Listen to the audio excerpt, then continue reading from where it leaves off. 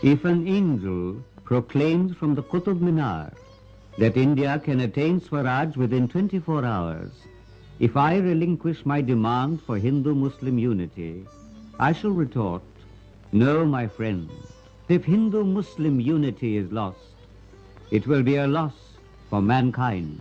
क्योंकि अगर स्वराज मिलने में ताखीर हुई तो ये हिंदुस्तान का नुकसान होगा, लेकिन अगर हमारा इत्तेहाद जाता रहा तो ये आलम इंसानियत का नुकसान है. So said Maulana Abul Kalam Azad.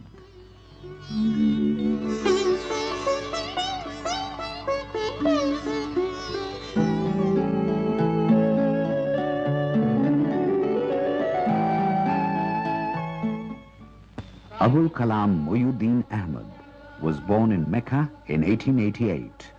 He inherited the tradition of great Islamic learning from his parents. His father, Hazrat Khairuddin, moved his family to Calcutta in 1890. Young Muhyiddin had his entire education in the traditional Muslim fashion, and in a rare feat of educational attainment, he started teaching at the tender age of 16. हूँ नर्म दिल के दोस्त के मानिंद रो दिया, दुश्मन ने भी जो अपनी मुसीबत बयान की, आजाद ये खुदी का नशेबो फराज दे. His first poem at the age of 14 and his first ghazal at 16 held promise of a poet in the making. In 1905, young Muhyiddin was swept into revolutionary secret societies in Calcutta. Shamsundar Chakravarti, a terrorist revolutionary, took him into the inner circle. He met Aurobindo Ghosh, whose paper Karma Yogin had a great impact on young Muhyiddin.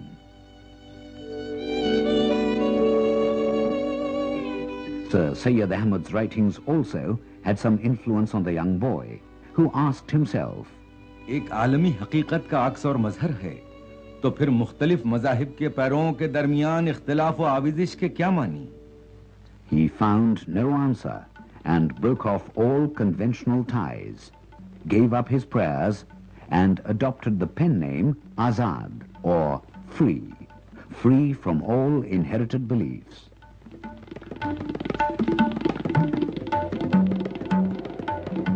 In 1908, this scholar turned revolutionary from Bengal went on a tour of Iraq, Egypt, Syria, and Turkey.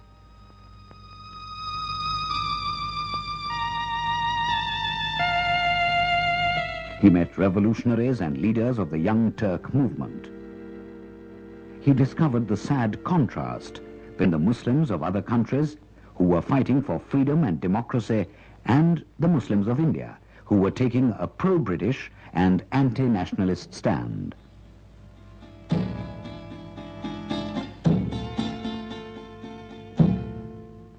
Azad became convinced that Indian Muslims must fight for the political liberation of their own country.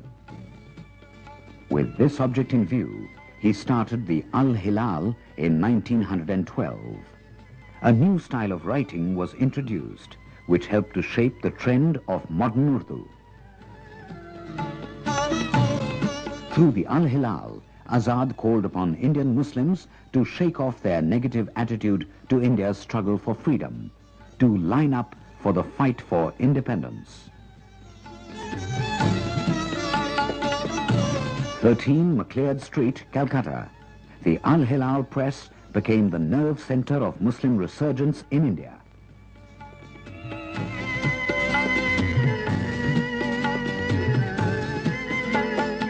Do you realize what will be written about a group of 70 million persons? It would be inscribed, there was an unfortunate and ill-fated community which served as an obstacle in the way of the country's progress. जो हमेशा मुल्क की तरक्की के लिए रोक, मुल्क की फलाह के लिए एक बदकिस्मती, राह आजादी में एक संग गिरा, हाकिमाना तमा का खिलौना, दस्ते अजानिब में बाजीचे लाभ, हिंदुस्तान की पेशानी पर एक गहरा जख्म और गवर्नमेंट के हाथ में मुल्क की उमंगों को पामाल करने के लिए एक पत्थर बनकर रही। उसमें लिखा जाएगा कि एक काबिल रहम मगर मशहूर इंसानों का गल्ला, जिसके हर फर्द को किसी काहिन ने अपने मंत्र से जानवर बना दिया था, जो अपने नचाने वाले आका के हाथ में अपनी गर्दन की रस्सी देखती थी, जिसमें कोई इंसानी इरादा, कोई इंसानी दिमाग। The foreign rulers and the Muslim League were frightened lest Indian Muslims should see through their game and banned the Al-Hilal and confiscated its deposit.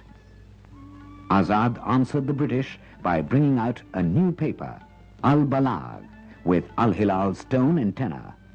Afraid of losing Muslim support, in 1916, the government of Bengal banned Al-Balag also and externed the intrepid Azad from Calcutta.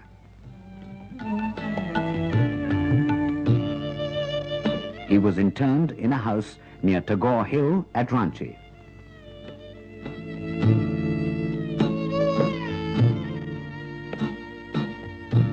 Living in isolation here in this house, Azad wrote his famous Tarjumanul Quran.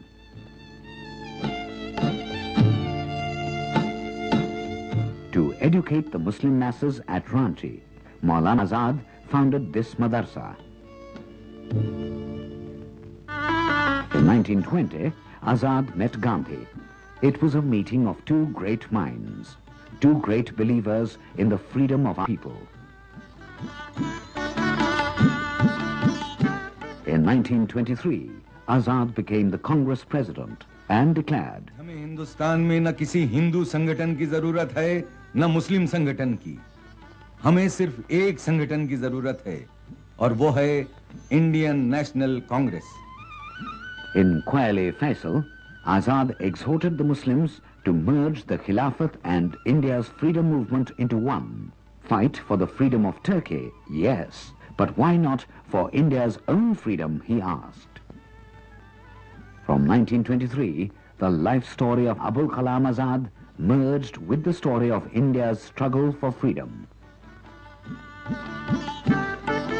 A notable Urdu and Persian poet, in spite of hectic political commitments, Maulana Azad found time to write many books and letters, which achieved a permanent niche in Urdu literature.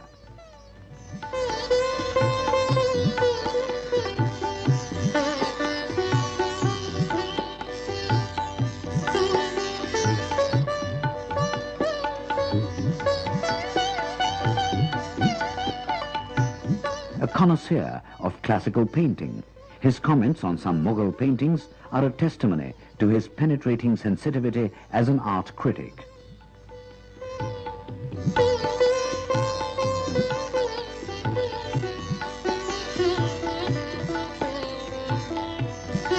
The strings of the sitar had a great attraction for him. A man of varied talent, he learnt to play the sitar from Ustad Masita Khan.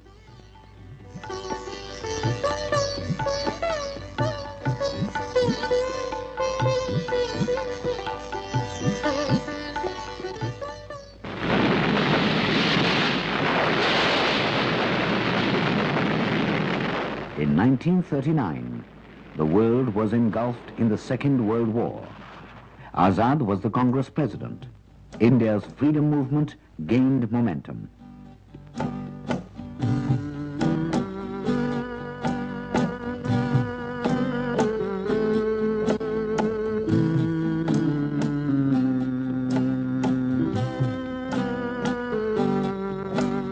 When the Cripps mission came in 1942, India offered to cooperate with Britain in her fight against fascism, only on the promise of full freedom at the end of the war.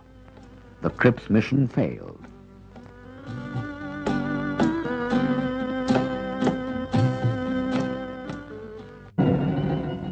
On the 9th of August 1942, the Indian National Congress met under Azad's presidentship and passed the Quit India Resolution. All the national leaders were arrested. A reign of terror was let loose on unarmed Indians.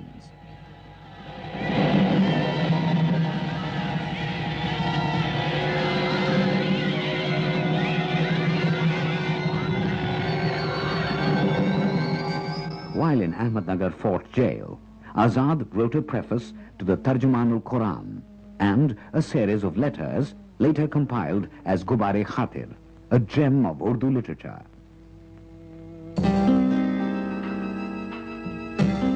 Here, in jail, he received the sad news of his wife's death in Calcutta.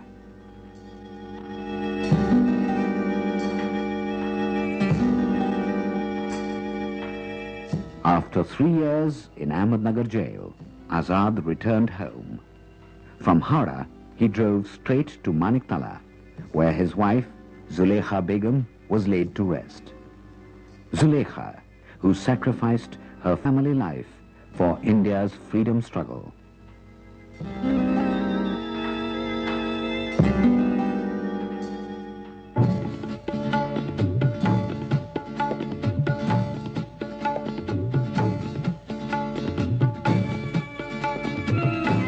In 1946, the cabinet mission came to negotiate terms of Indian independence.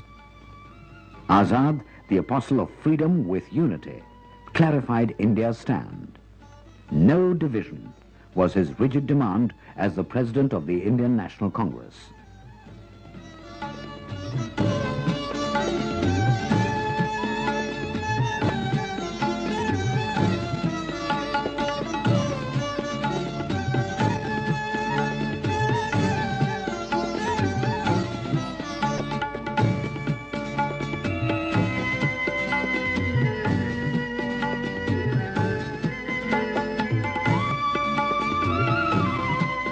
The statesman in Azad convinced the mission of the inevitability of unity with Purna Swaraj, and the cabinet mission declared, Pakistan is neither practicable nor just. The cabinet mission came out with a proposal for the establishment of a 3-tier federal government with a united center, 3 groups of provinces, and the provinces as its constituent units. The mission accepted Azad's view that the majority of subjects be treated at the provincial level. The cabinet mission's plan was accepted by the Congress and the Muslim League. Azad called this a glorious event in the history of the freedom movement in India. Maulana Azad invited Jawaharlal Nehru to take over as president of the Congress, since Azad felt that India was on the threshold of freedom and his life's mission fulfilled. The attitude of the Muslim League resulted in the division of India into 2 nations. Maulana Azad's dream lay shattered.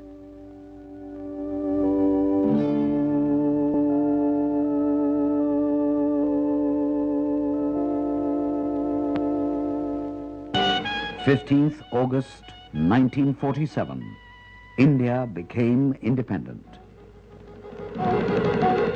As a result of partition, millions became homeless in one of the greatest migrations in human history. Over 10 million refugees moved into India.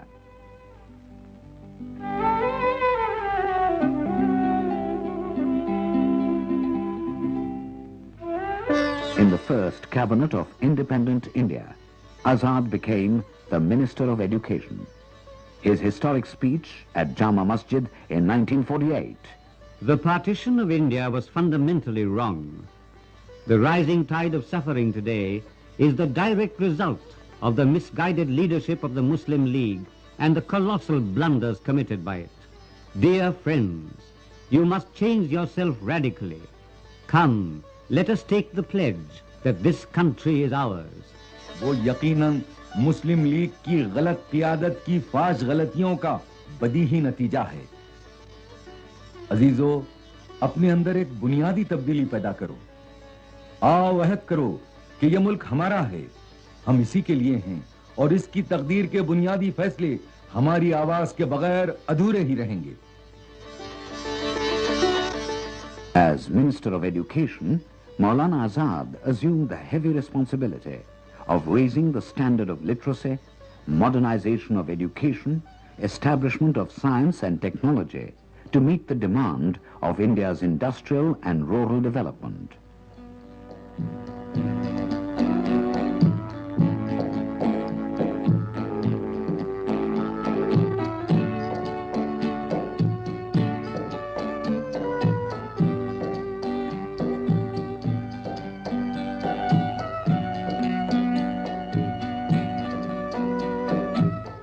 Maulana Azad declared open the National Library in Calcutta, a storehouse of knowledge, a place of learning. Schools and colleges do not put us in the home of knowledge. They bring us only to the door. It is then up to us to take advantage of a library service which is not only a source of history but provides readers truthful information about conditions in the country and the real needs of our people.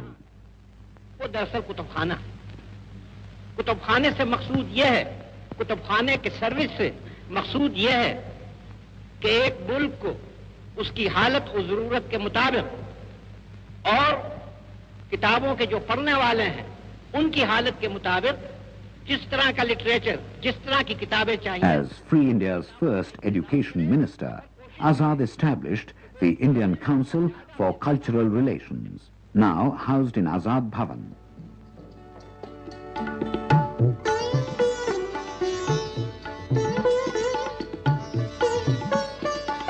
He encouraged cultural exchanges, particularly amongst countries of Asia and Africa. He provided facilities for students from developing countries to receive education in Indian universities, for he believed that India should give her best to the world and assimilate what is good in other cultures. The last 30 pages of Maulana Azad's autobiography, India Wins Freedom, are kept in safe custody here. The contents of these pages will become known only in 1988, that is, 30 years after his death, in deference to his wishes.